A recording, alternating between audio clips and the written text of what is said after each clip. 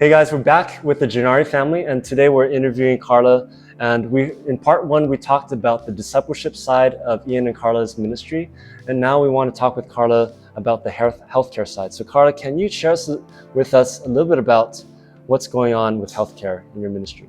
Sure. So I've done healthcare or aspects of healthcare in Mozambique now for 10 years, going on 11 years. But my specialty and what I feel God has really called me to is palliative care. So palliative care is just a range of care, a holistic approach, spiritually, physically, psychologically, socially, for especially a chronic illness or those with end of life. So in Mozambique, it would be those with end-stage HIV. We see a lot of cancer. I also help children with special needs born with cerebral palsy. So that's included in the palliative care approach. So it's really just an approach to healthcare that I'm very passionate about. And especially in Mozambique, where we're so resource limited, I think it's really important to have a strong foundation of just holistic care for people, doing excellent work with what little we have. And what does this practically look like for you? Well, it's changed year by year. I mean, a lot of it is still me out walking into the villages. I do partner with the district and provincial hospitals now and trying to, patients may go 4, 5, 6 times, can't get a diagnosis. So I advocate. I've trained up a few community health workers in the villages to help me to get patients to the hospital, and walking alongside of them at end of life as well. We have a high population of cancer in Mozambique. In a lot of developing countries, cervical cancer is the greatest, a large population. So really walking with families and caregivers and patients at end of life. And in the last probably year, I've been training hospital staff to what that looks like. Because especially in the culture, African culture, and with animism and different things, it can be a very almost fearful area for people to deal with. Mm-hmm. And tell us about why you've chosen to do healthcare alongside with discipleship. I really think, Jesus modeled it all the time, praying for the sick, raising the dead. Yeah, people laugh. They're like, oh, you just deal with the dead. Do you not have faith? You don't, aren't you praying for your patients to come back to life? But the reality is we're in a broken world, right? Since Adam and Eve. So I feel like, how can we bring Jesus into that environment of, giving them hope at the end of life? And sometimes the patients come onto our program and they get better, and then we discharge them off the program.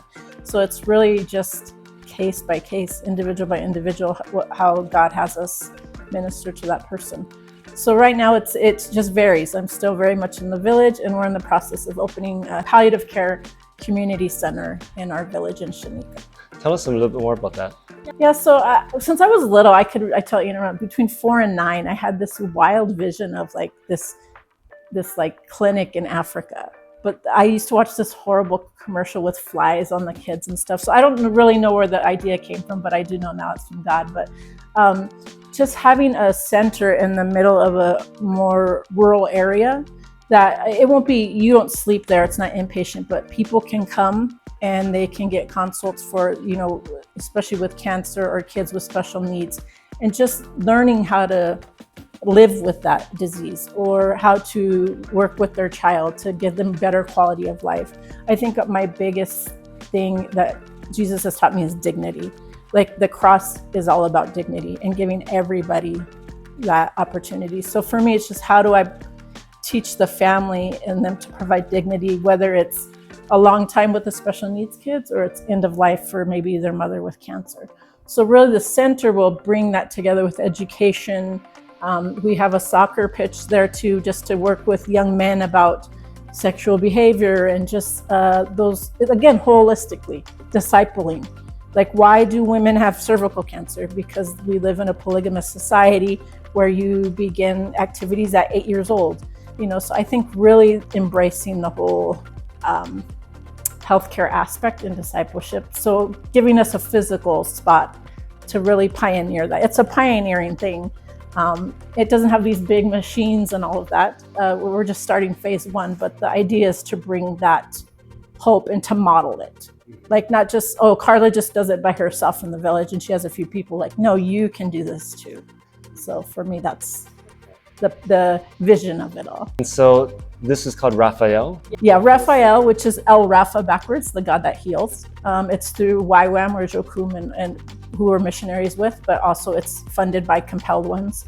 So our donors in the States and throughout the world have actually built this center. So Raphael Center will be focused on palliative care, on providing some basic medical care, but also counseling and education, counseling, consulting. I do a lot of referring to Malawi for specialty care, what we don't have because we live right on the border. I do partner with orthopedic hospital, Mission Hospital here. So I do, part of the palliative care is children with deformities born at birth or chronic bone disease. So then I also help with those children. So there's a large population is children that we work with special needs and the children with deformities. And then the rest, a lot of cancer patients would be the other part of the ministry. Speak a little bit about who will be involved in terms of staffing and also just how available will the center be in terms of schedule and have you started it? Yeah, so it will open January 3rd. So it's a bit difficult. Again, it's pioneering, like it's volunteer based. So the idea is to partner with the government to teach them this approach to care. And one day they can take over the program. So we're missionaries, we don't pay salaries.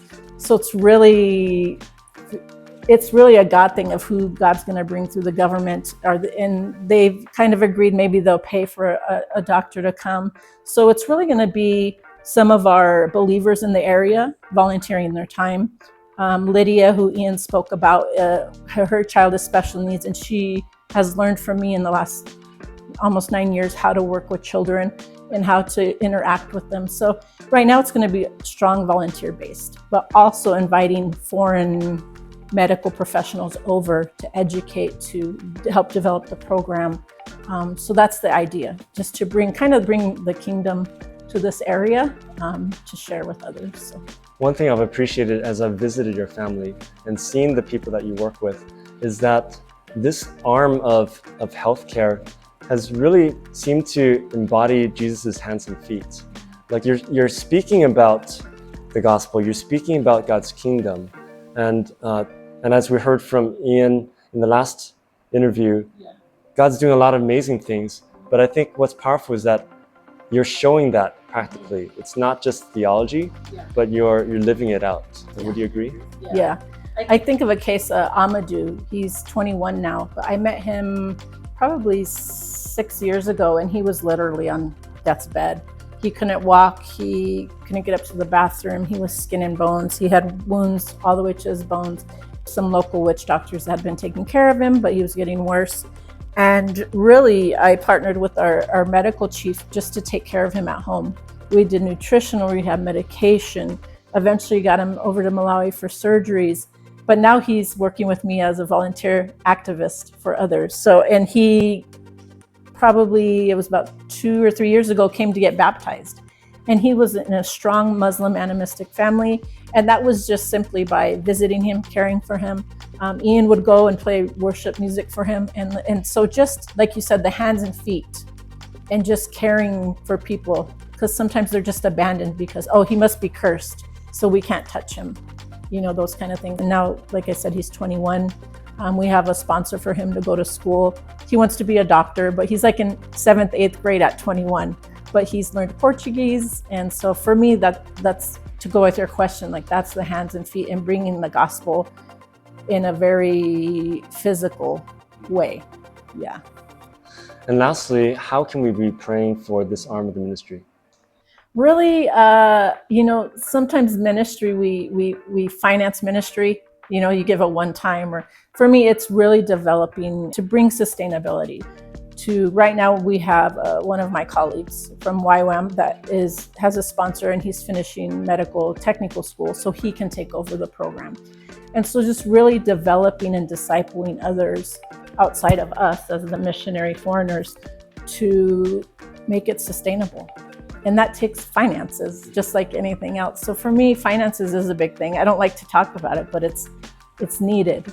And right now in Mozambique, even Malawi and Africa, we've seen funding removed and the mortality rates are increasing. So how can a program like this I mean, it's obvious they need a program like this. So for me, finances is a big thing, and really praying specifically for those people called to this work. Volunteerism is not a big thing in Mozambique, so really getting people that maybe they're getting paid by their government job, but they're willing to give time to learn this approach. Because the idea, like the WHO and international things, is this is a human right to have palliative care. So they have to incorporate it eventually. So why not with this Christ Center focused that they don't even know is there, but it's naturally there. So for me, I would say finances and the right people to carry out this care and it's to be discipled in it is what it is. So, yeah. Thank you for sharing your heart. We really appreciate what you are doing for the Lord's kingdom and just blessing people practically. Yeah. So, folks, let's be praying for Ian and Carla Gennari and for their team members and for their community. And let's give as well. We'll post the information of how you can give to their projects and to be part of the answer to this prayer request. Take care, guys. Thanks.